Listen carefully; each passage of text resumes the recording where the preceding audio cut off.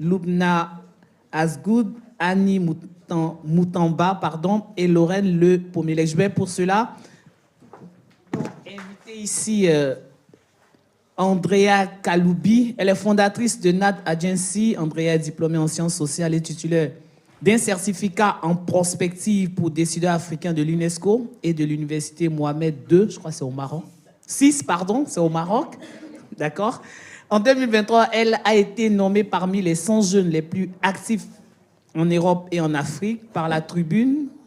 C'est ça. Et a reçu, pardon, c'est ça, d'accord, et a reçu le prix de Young Leader Europe-Afrique. Son parcours professionnel lui a permis de travailler avec des personnalités politiques et de gérer des projets de grande envergure en Belgique et en Afrique.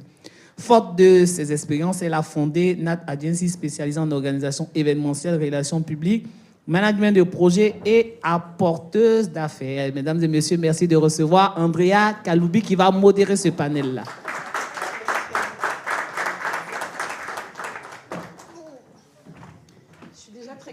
J'avais même pas besoin d'extrait. Oui. J'espère que vous allez tous bien.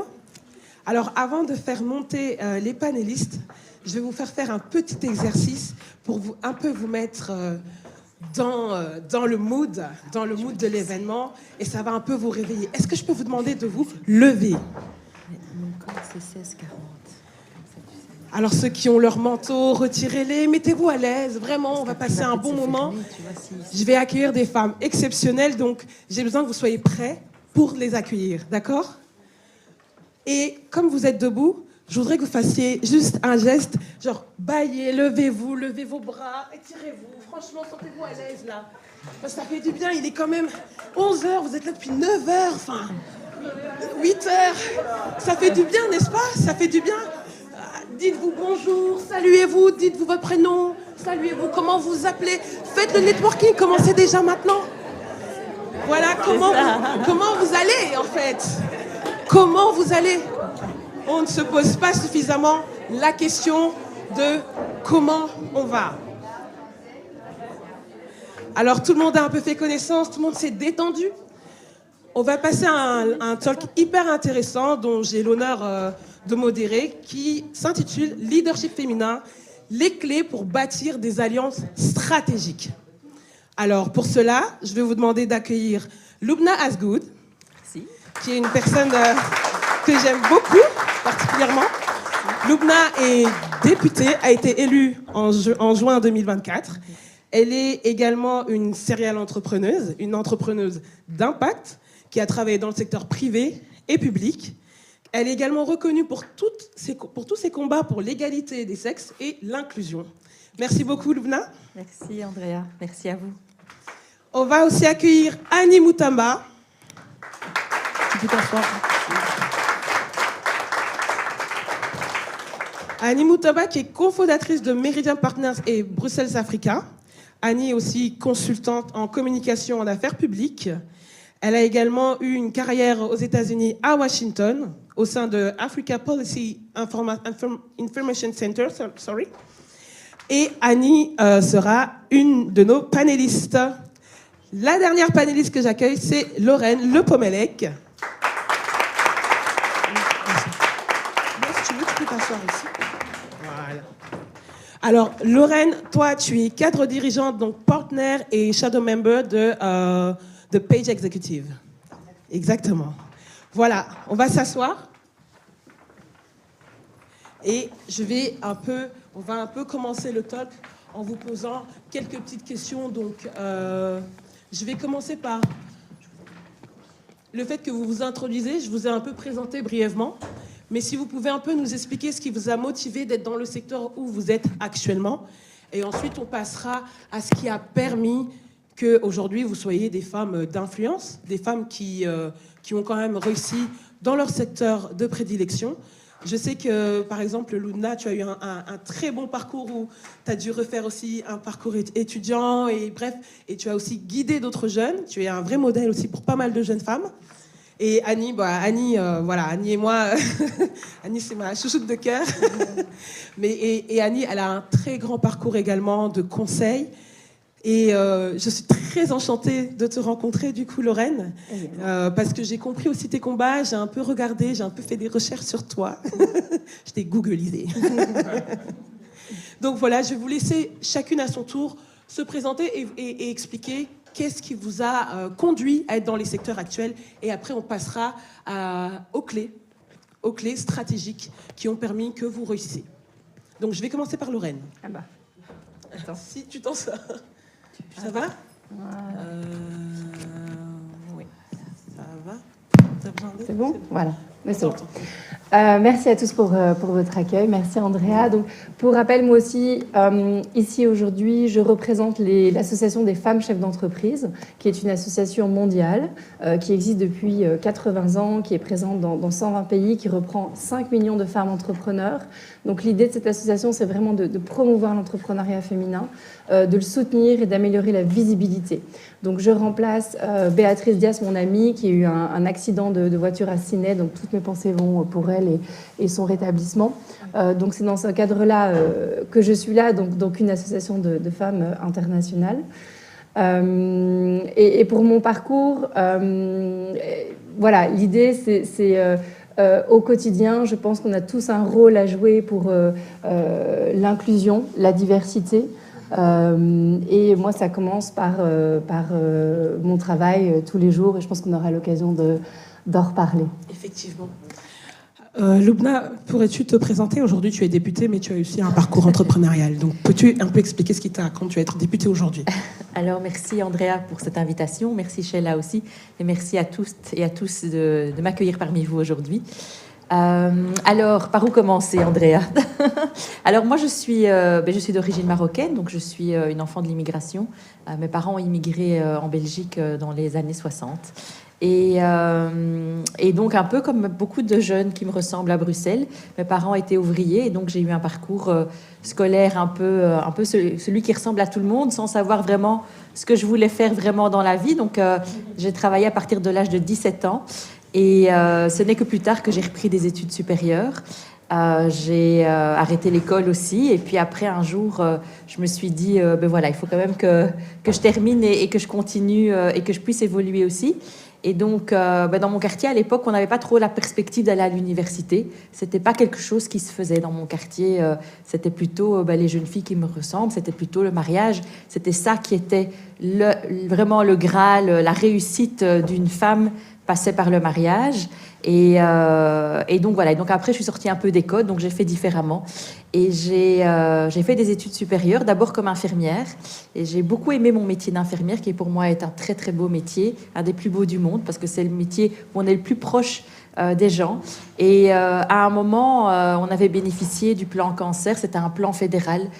C'était des millions d'euros pour la recherche. Je travaillais dans la recherche. Et je me suis dit, waouh, c'est ça la politique. C'est juste incroyable, parce que alors c'était plus moi et mon patient, mais c'était peut-être moi qui peut peut-être aider des milliers de gens.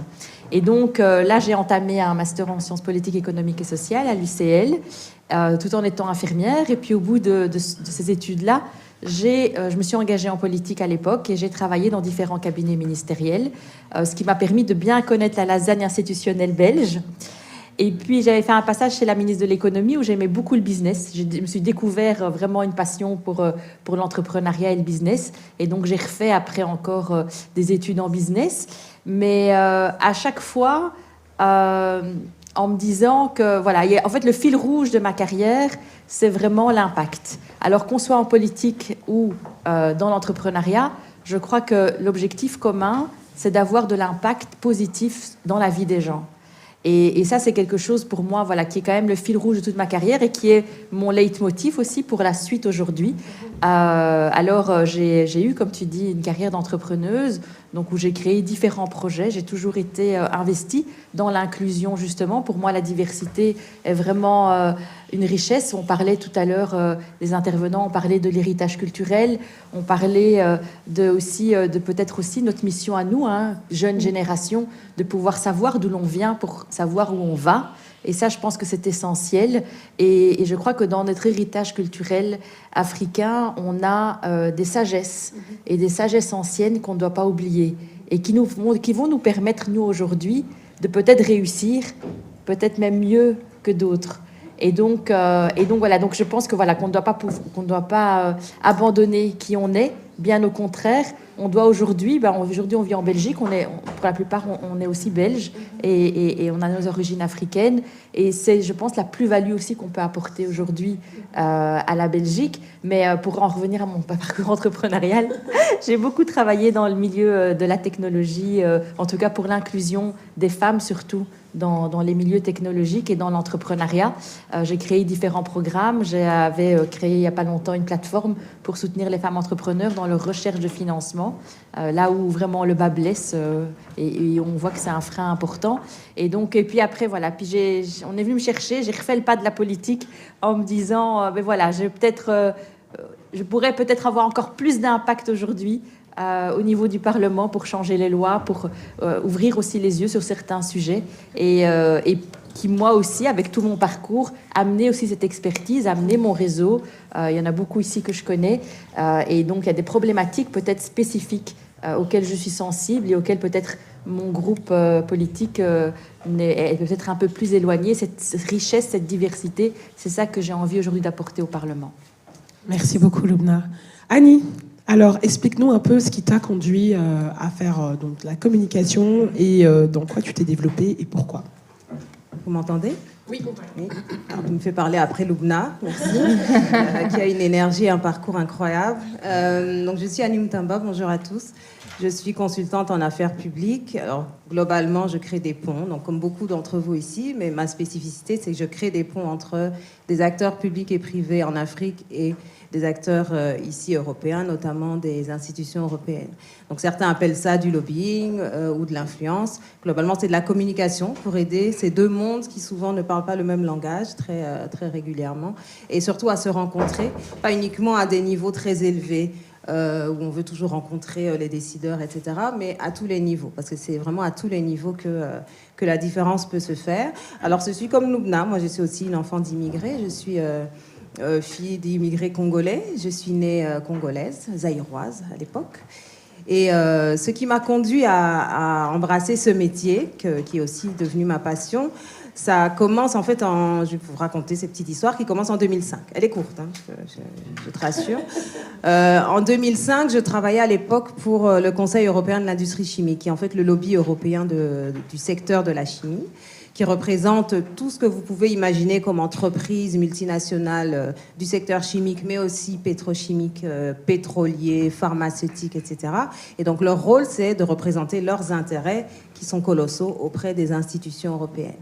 À l'époque, j'étais en charge de stratégie de plaidoyer dans un certain département, et donc j'ai été amenée à travailler sur... à l'époque, l'Union européenne réfléchissait à son propre développement à l'horizon 2030.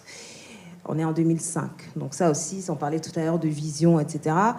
Donc ils réfléchissaient énormément à cette stratégie. Au cœur de cette stratégie, il y avait l'accès aux matières premières. Et j'étais, moi, amenée à travailler donc, sur ces questions-là, à participer à des tables rondes, à des réunions de parties prenantes, comme on dit, organisées par la Commission européenne. Alors à ces réunions-là, vous aviez les Européens eux-mêmes, bien entendu, puisque c'était leur avenir qui se jouait, mais vous aviez aussi les Américains, les Japonais, les Chinois, les Russes, les Brésiliens, tout le monde était là. Ceux qui n'étaient pas là, en revanche, les Africains. Et c'était tellement clair et frappant pour moi qui travaillais dans ce secteur depuis plusieurs années, ou dans ce milieu, tout simplement, de la décision européenne depuis plusieurs années, ça m'a frappé, en fait, que finalement, sur des questions qui nous touchent de près directement, nous n'étions pas là. Je la fais courte, hein. Donc, 15 ans plus tard, 2020, mon pays, la RDC, se vante, se gargarise d'être le pays solution, d'être le pays qui finalement va amener toutes les matières premières qui vont pouvoir donner des solutions vertes, de développement durable, etc., pour la planète entière. Sauf que le gâteau s'est déjà partagé 15 ans plus tôt. Donc c'est pour ça finalement que je me suis lancée dans ce secteur-là pour réduire les gaps qui existent en matière d'information, parce que c'est l'accès à l'information, et je fais là le lien avec le thème qui nous rassemble aujourd'hui, l'intelligence économique. Je remercie vraiment Sheila d'avoir amené ce sujet-là ici à Bruxelles, parce qu'il est fondamental. Et je termine avec ça, je pense qu'il est vraiment au cœur de notre développement et peut-être la dernière chance que nous avons pour le continent africain de nous développer. Donc je suis contente d'être là et surtout en très bonne compagnie. Merci. Merci Annie. Merci à vous. J'ai une première question pour Lorraine, du coup. Je voudrais savoir, et pour en venir directement à la question des clés stratégiques, afin que tout le monde puisse pouvoir avoir des clés en partant d'ici, selon ton expérience, quelles compétences en leadership as-tu trouvé particulièrement nécessaires pour faire face aujourd'hui aux évolutions rapides du secteur financier, notamment la digitalisation, tout ce qui est question de conformité? Quelles sont, selon toi, en fait, toutes ces compétences qui permettent d'accéder à ce secteur-là? Alors donc, en fait, j'ai un micro. Je représente la FCM et je suis partenaire dans un cabinet de recrutement. Donc mon quotidien, c'est de rencontrer des hommes et des femmes leaders, notamment dans le secteur bancaire. Quelles sont les clés? Alors, il y a plusieurs choses. Il y a un positionnement en interne à avoir. Le positionnement en interne, c'est pouvoir dire non, comme on l'a dit, avoir des convictions. Et c'est aussi avoir un certain networking. Donc, pouvoir identifier les bonnes personnes pour être soutenu. Donc, en tant que femme leader, vous devez voir au comité de direction quels sont les gens qui vont vous soutenir, faire du networking en interne et en externe. Donc, en interne, ça peut être créer des comités. Donc, nous, on a créé un comité qui s'appelle Women at Page, où on se réunit, on réfléchit à comment améliorer les choses en interne, comment avoir une meilleure représentation. Ça peut être en externe, rejoindre des groupes, donc femmes chefs d'entreprise par exemple, pour échanger des idées, se sentir soutenues et avoir plus de visibilité. Et donc, également, on voit qu'aujourd'hui, les chiffres, c'est clair, hein, c'est 1 femme sur 3 en Belgique est entrepreneur uniquement. Donc ça veut dire que ce chiffre de 1 femme sur 3, ça reprend celles qui travaillent pour leur mari et celles qui sont indépendantes. Donc c'est très peu. Et dans le monde, c'est uniquement 5% de femmes CEO. Donc, quelles sont les compétences pour gravir ces échelles, au-delà de l'influence et du networking et du positionnement? C'est aussi la communication. Communiquer avec les bonnes personnes, avoir une communication non pas de combat, je dirais, mais une communication collaborative pour faire porter en fait ces idées. Et dernière chose qui est aussi importante, c'est qu'on se rend compte qu'il faut gérer l'argent. Il faut savoir gérer l'argent. Si on n'a pas de gestion de PNL, de bilan, si on n'a pas eu ça dans notre expérience, on n'arrive pas à un poste de leadership.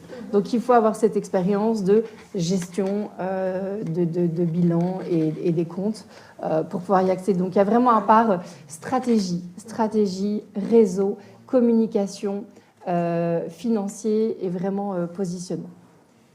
En parlant de networking, Annie, j'ai une petite question pour toi. Quelles sont des initiatives de networking que tu pourrais recommander aux entrepreneurs, notamment issus de la communauté afrodescendante ici? C'est un peu trend, c'est à la mode de dire je suis entrepreneur, je suis CEO. On voit ça sur Instagram, dans tous les profils. Mais toi, du coup, quelles initiatives tu pourrais recommander, justement, parce que ici, Lorraine, tu as parlé d'une des clés, c'est de faire le networking en interne, mais aussi en externe. Quelles sont les initiatives? Parce que tu as une plateforme aussi de networking. Qu'est-ce que tu pourrais recommander? Ce que beaucoup font déjà, hein, de participer à des événements comme celui-ci par exemple. Alors, il y a les choses classiques de networking, notamment hors ligne, les événements en ligne avec les réseaux sociaux. Mais s'il y a 2 choses peut-être qu'on pourra mettre en avant qui sortent un peu peut-être des sentiers battus, surtout pour des entrepreneurs africains qui veulent interagir avec peut-être des investisseurs européens ou autres, c'est de se rapprocher, ou en tout cas de commencer à étudier, parce qu'il y a une vraie demande du côté européen. Ça, je pense que c'est important de le dire. On ne vient pas quémander, il y a une demande. La demande, elle est de plus en plus claire et elle va l'être de plus en plus depuis l'élection de Donald Trump. Donc, je ferme cette parenthèse, mais globalement, les Africains vont être de plus en plus sollicités. Donc préparez-vous aussi si vous avez effectivement des projets bancables et intéressants pour le continent. Il y a une vraie demande du côté des Européens. Et du côté européen, il y a des institutions ou des organisations qui passent complètement sous le radar des entrepreneurs et des opérateurs économiques. Ce sont notamment sur le terrain les délégations de l'Union européenne, qui sont en fait les ambassades de l'UE, qui regroupent, puisque je fais encore le lien avec la thématique, qui regroupe énormément d'informations, justement, où on peut retrouver des éléments d'intelligence économique, des données, des contacts, des relais, et aussi pour sentir dans quel sens le vent va tourner pour tel ou tel secteur. ce sont des organisations qui ne vont jamais venir vers les opérateurs économiques. Elles le savent, ça ne fait pas partie de leur ADN ou de leur nature. Donc il faut être proactif et aller vraiment au devant. Elles sont, par contre, une fois qu'on est à leur porte est ouverte, et grande ouverte, mais elles ne font pas proactivement le geste de venir vers les entrepreneurs africains. Ça, c'est une chose. Une deuxième, c'est aussi peut-être de rester vraiment à l'écoute et peut-être d'accentuer ce travail de veille. Et notamment quand vous entendez que, quand on est basé ici, quand le président français, par exemple, se déplace dans les pays, c'est annoncé bien à l'avance. Et là, on sait que le monde économique va se mettre en mouvement, à tous les niveaux, pas uniquement les Xavier Niel, etc., mais aussi les PME, etc. Et ils vont commencer à chercher aussi, puisque c'est dans l'air du temps, tu disais, des opérateurs économiques de la diaspora, des diasporas. Et c'est là qu'il faut se positionner et peut-être commencer à se rapprocher de différentes organisations qui vont être de près ou de loin liées à ces missions économiques de grande envergure. Donc quand le président, ou je ne sais pas, le roi ici, ou qui que ce soit en tout cas de l'Europe se déplace en Afrique, c'est là qu'il faut aussi être peut-être au taquet et faire chercher des informations, parce que l'information économique de qualité et surtout pertinente et d'aujourd'hui, c'est là qu'on va la trouver. Voilà. Merci beaucoup, Annie. Pour embrayer justement sur le networking et les éléments de recommandation que tu as donnés, Lubna, quel conseil tu pourrais donner donc, pour aborder des partenaires potentiels lorsqu'on a un projet innovant? Parce que je sais que tu as fait des levées de fonds, je sais que tu as été amené justement à aborder des grandes entreprises, des institutions publiques et privées pour défendre, par exemple, un projet, notamment dans la technologie. Quels sont les conseils que tu pourrais donner? Merci Andrea pour la question. Alors je veux aussi déjà rejoindre Annie quand elle dit qu'il ne faut pas hésiter quand par exemple la princesse Astrid d'ici en Belgique ou le roi va en mission dans nos pays africains, parce que c'est un momentum important. Et au fait, ces missions sont ouvertes à tout le monde, à tout entrepreneur, du plus petit au plus gros. Et vous avez même des aides de la région, donc suivant la région dans laquelle vous habitez, vous avez même des aides pour participer à ce voyage. Et là, c'est un moment important. Moi, j'ai beaucoup travaillé aussi, on est chez Enabel, ça j'ai oublié de vous dire, donc j'ai eu des marchés publics avec Enabel et j'ai travaillé pour Enabel sur un projet qui s'appelle le PEMWECHO. C'était un projet de lien d'entrepreneurs entre la Belgique et le Sénégal.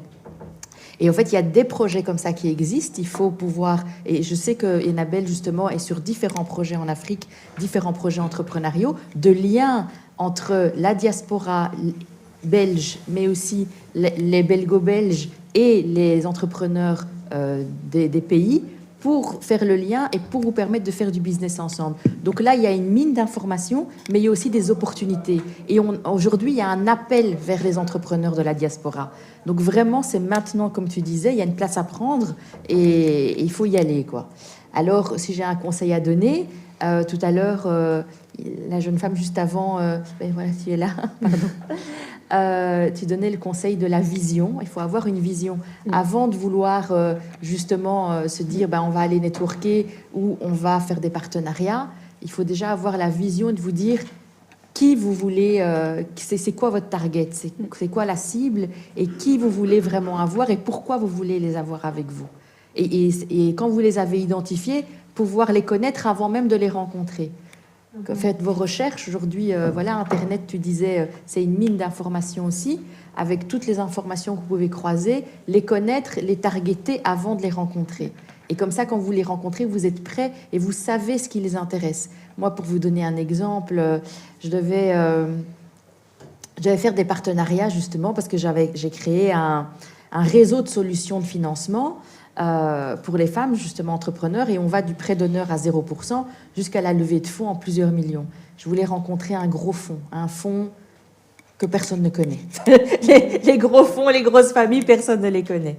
Alors j'ai eu un contact, donc il m'a donné le contact, donc je savais qui c'était, et j'ai regardé, j'ai cherché c'était quoi leurs intérêts, c'était quoi qui les faisait vibrer, qu'est-ce qui vraiment les intéressait et comment ils investissaient. Et quand je les ai rencontrés, au fait, je leur ai raconté ce qu'ils voulaient entendre. Et j'étais tout à fait alignée, j'ai aligné mon projet avec leur target à eux. Qu'est-ce que eux, ils voulaient dans leur business. Et donc, forcément, ça leur a parlé. Et donc, c'est comment vous pouvez adapter votre pitch, la mission de votre entreprise à la mission de la personne que vous avez en face de vous, pour justement faire des synergies et que l'autre personne voit qu'il y a un intérêt aussi à se mettre avec vous. Donc, il y a voilà, je pense que ça, c'est le meilleur des conseils que je peux vous donner. Il y a un aspect hyper important que tu as souligné, c'est qu'il faut s'informer sur la personne que l'on veut aborder pour pouvoir lui parler de ce que la personne, de sa sensibilité en fait, connaître la sensibilité de l'entreprise ou de la personne qui est dans l'entreprise pour que ça matche directement. Je pense que c'est un élément hyper important. Donc ça veut dire que même le networking, il doit être réfléchi. On peut pas aller n'importe où, n'importe comment et juste dire je vais échanger et puis ça aura peut-être pas son efficacité, c'est ça que tu peux oui, tout à confirmer. fait. Oui, parce que c'est comme voilà, aller à une soirée de networking sans avoir d'objectif, ça va pas. On va peut-être rencontrer des copains, on va peut-être boire un verre, mais on rentre avec quoi à la maison? Notre temps, tu disais tout à l'heure que notre temps est précieux. Donc si on prend le temps de laisser peut-être sa famille, de laisser son travail de côté, il faut que ce soit rentable, il faut que ce soit pas... Alors c'est une soirée entre copains, ça c'est autre chose.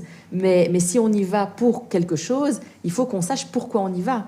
Dans quel cercle on va, dans quel club on va, qui est potentiellement là, est-ce que l'intervenant nous intéresse, si on le rencontre, si on va lui parler, qu'est-ce qu'on attend de lui, quelles questions on a envie de lui poser, voir un peu quel genre de personnes qui fréquentent ces lieux, et de se dire, ok, il faut que je rencontre tel et tel et tel ce soir, et il faut sortir de là avec quelque chose.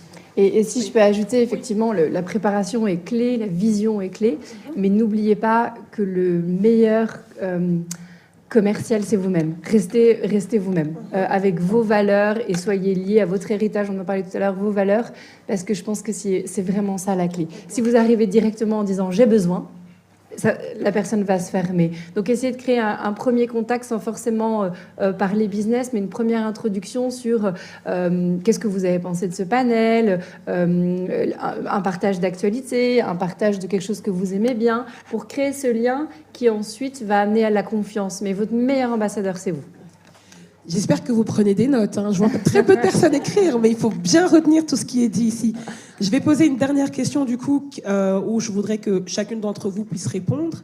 Ce que je voudrais savoir, et ce que je pense qui serait intéressant, c'est que en tant que femme, je sais que, par exemple, Lorraine, tu as vraiment un combat sur la femme dans des milieux assez masculins. Je pense que dans le milieu technologique aussi, Lubna, je pense aussi que dans ton milieu lobbying, vous êtes dans des milieux où il y a quand même majoritairement beaucoup, qui est très masculin, majoritairement beaucoup d'hommes. Quelles sont les barrières en tant que femme? Je sais qu'au téléphone, on avait un peu discuté, notamment pour la levée de fonds. Est-ce que quand on est une femme, on doit aborder les choses différemment? Quelles ont été, par exemple, des barrières que vous avez dû affronter, vous, en tant que femme, dans ces milieux-là, pour justement parvenir à convaincre lorsque vous deviez convaincre? Quelles clés pourrez-vous donner pour justement avoir dépassé ces barrières-là? Alors, c'est une question où je voudrais vraiment que chacune d'entre vous réponde. Donc, on va commencer par Annie, et ensuite par Lorraine, et ensuite on finira par Lubna. Je ne sais pas quelle barrière, je ne sais pas comment décrire les barrières, parce que je suis quand même une femme noire dans un milieu des institutions européennes. Donc, je ne sais pas à quel niveau, effectivement, le combat a dû être mené, mais clairement, il a fallu dépasser certains plafonds, et le combat continue d'être mené, évidemment.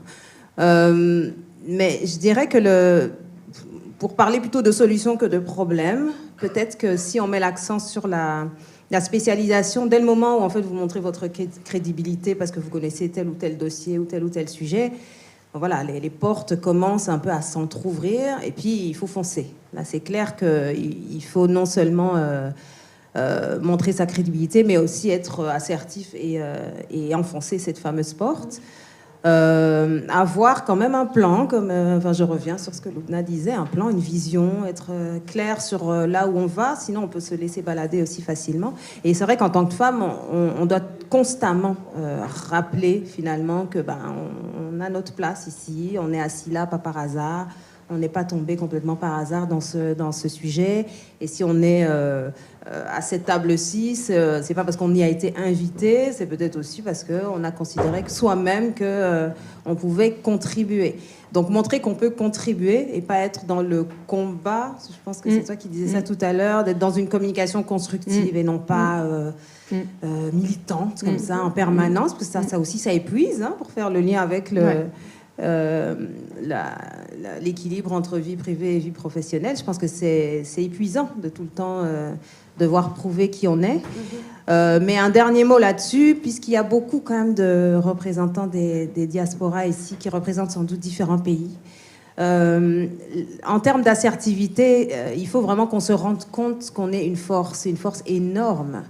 On se le dit entre soi, mais on l'entend beaucoup à l'extérieur aussi. Ils le savent, oui, on le sait. Voilà, la diaspora et notre force, c'est l'information que nous avons tous ici. Déjà dans cette salle, l'information qui circule, si je vous demande de sortir vos téléphones, dans vos groupes WhatsApp, il y a plein d'informations de vos cousins au Canada, en Chine, de tel qui est parti, et de certaines informations à valeur ajoutée énorme en matière économique. On ne le sait pas parce qu'on prend ça pour acquis, parce que nous, nos familles sont dispersées aux quatre coins du monde, souvent. Mais c'est ça l'or que nous avons dans nos mains, et on ne l'exploite pas suffisamment. Donc il faut s'en rendre compte avant que, évidemment, ça soit exploité éventuellement par d'autres. Donc c'est important aussi de valoriser et de ne pas forcément prendre pour acquis ce qu'on trouve très naturel, parce qu'on est constamment, nous on est vraiment constamment connecté au reste du monde, ce qui n'est pas forcément le cas de tout le monde. Et c'est une force qu'il faut pouvoir valoriser entre nous aussi, femmes ou pas. Merci Annie, merci. Du coup Lorraine, moi, vraiment, mon idéal, c'est une société diversifiée. Tout le monde arrive à travailler, à vivre ensemble. Et quand les gens auront compris qu'avec ça, on sera nous-mêmes meilleurs et qu'on aura des performances meilleures, là, j'aurai réussi. Et les principaux obstacles, personnellement, je suis la seule femme qui ne soit pas entrepreneur dans ma famille, parce que je pense que ça m'a peut-être fait peur. Donc, je suis intra-entrepreneur dans un groupe où j'essaye d'amener le changement. Mais le premier obstacle, c'est la peur du changement. C'est que c'est des choses qui sont établies et quand on arrive avec une proposition de changement, ça fait peur. Le deuxième obstacle, c'est la communication. Personnellement, à partir du jour où j'ai compris qu'il fallait de la conciliation, ça a marché. Mais dans un premier temps, c'était vraiment... ça n'allait pas parce qu'on ne partageait pas les mêmes intérêts. Donc toujours être dans l'idée de partager les mêmes intérêts. Et je pense que parfois, il faut reculer pour mieux avancer. Être une femme et porter la voix des femmes, c'est trop restreint. Parce que du coup, on va dire, mais tu es beaucoup trop impliquée dans ce projet. Donc il faut parfois dire, pensons à d'autres communautés, défendons plusieurs communautés pour avoir plus de crédibilité. Et après, savoir subtilement pouvoir amener et porter son projet. Voilà. merci beaucoup Lorraine, merci beaucoup. À toi Loubna. Alors, je pense qu'il y a beaucoup de choses qui ont été dites, hein, donc je ne vais pas redire la même chose. Par contre, oui, moi, je me suis beaucoup battue pour l'inclusion des femmes dans les nouvelles technologies. Alors, pourquoi pas? Parce que je suis une geek. Moi, j'ai pas de... Voilà, je vous ai expliqué mon parcours. Je n'ai pas de diplôme technologique. Mais surtout parce que j'ai vu que ce secteur était à haut potentiel financier et que c'était le secteur qui permettait aujourd'hui de créer le monde d'aujourd'hui et de demain. Et que si on veut un monde plus égalitaire, justement, on a besoin de diversité dans ce monde technologique. Aujourd'hui, on parle des smartphones, voilà, mais il y a l'intelligence artificielle, il y a plein de technologies aujourd'hui que l'on utilise tous les jours sans le savoir. C'est des technologies aussi qui ont leur lot de stéréotypes. Et donc, pour moi, c'est important qu'il y ait dans ce monde-là une diversité de profils. Tu en as parlé, Lorraine, c'est Lorraine. Hein, ouais. Mais on sait que les meilleures universités du monde font des études en disant que si on a une diversité dans les équipes, on a une meilleure performance, on a plus d'innovation et surtout, on crée un monde plus égalitaire. Et donc ça, pour moi, voilà, c'était vraiment mon cheval de bataille. Alors, moi, si je peux parler de moi, tu as parlé de l'expertise, c'est important. C'est important d'avoir sa vision et d'avoir son expertise et de se rendre peut-être, voilà, grâce à cette expertise aussi incontournable. Aujourd'hui, il y a une demande il y a vraiment une demande d'avoir d'autres profils et d'aller vers d'autres choses. Et donc, le monde est globalisé aujourd'hui, le business est globalisé. Et donc, de toute façon, celui qui veut rester qu'à Bruxelles, il se tire une balle dans le pied. Donc, aujourd'hui, on doit vraiment se tourner vers le monde. Et chacun de vous ici, faites partie de cette richesse et de ces opportunités. Chacun de vous est un ambassadeur belge, mais un ambassadeur aussi de son pays d'origine. Et chacun de nous, on porte une clé, au fait. Tu parlais des clés de la réussite, mais chacun de nous est une clé pour quelqu'un d'autre vers autre chose. Et donc ça, c'est à valoriser. Alors, si je peux parler, on a aussi, je pense, nos propres croyances limitantes. Ouais. Ça, c'est quelque chose aussi, finalement, c'est pas toujours à l'extérieur qu'il faut choisir un obstacle. Quelquefois, on est son propre obstacle. Et ça, c'est quelque chose, je crois, qu'on doit pouvoir travailler. Moi, ça m'est arrivé plusieurs fois. Donc, je pense qu'il faut pouvoir le dire aussi. De se dire, ah mais non, mais je vais pas aller là parce que... Ou peut-être que je ne suis pas assez bonne.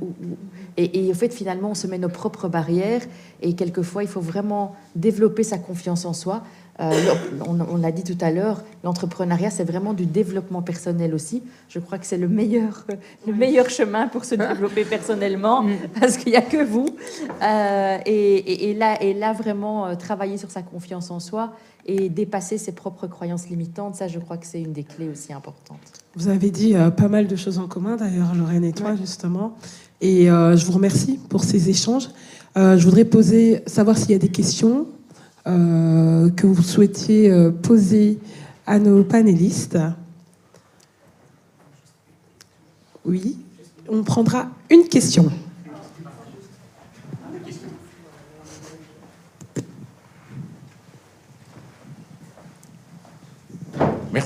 Merci mesdames.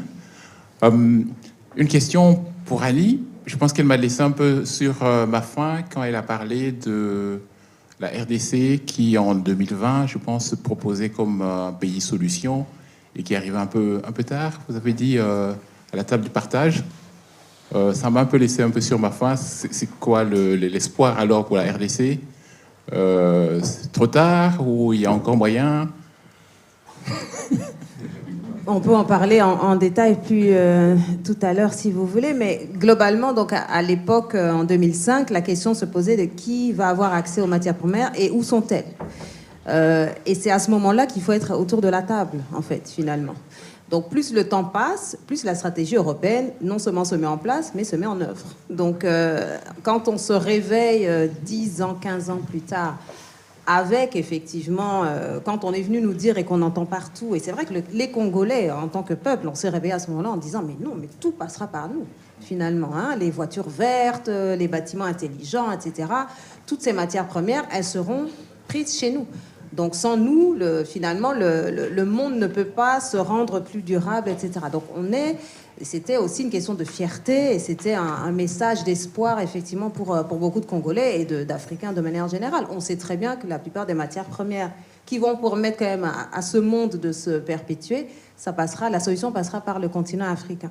Sauf que des discussions stratégiques de ce niveau-là ont déjà eu lieu bien avant, bien en amont, là où les Africains n'étaient pas à la table. Et donc, sur les détails, on peut en discuter, si vous voulez, en face à face. Merci beaucoup, Annie. Merci beaucoup, mesdames. Merci, les filles. Parce que c'était hyper intéressant et pertinent. J'espère que vous avez pris des notes. Et elles seront encore là tout à l'heure si vous souhaitez leur parler. Merci beaucoup à toutes. Merci à vous. Merci. Merci. Merci beaucoup, Andrea, pour... merci, t'es gentil.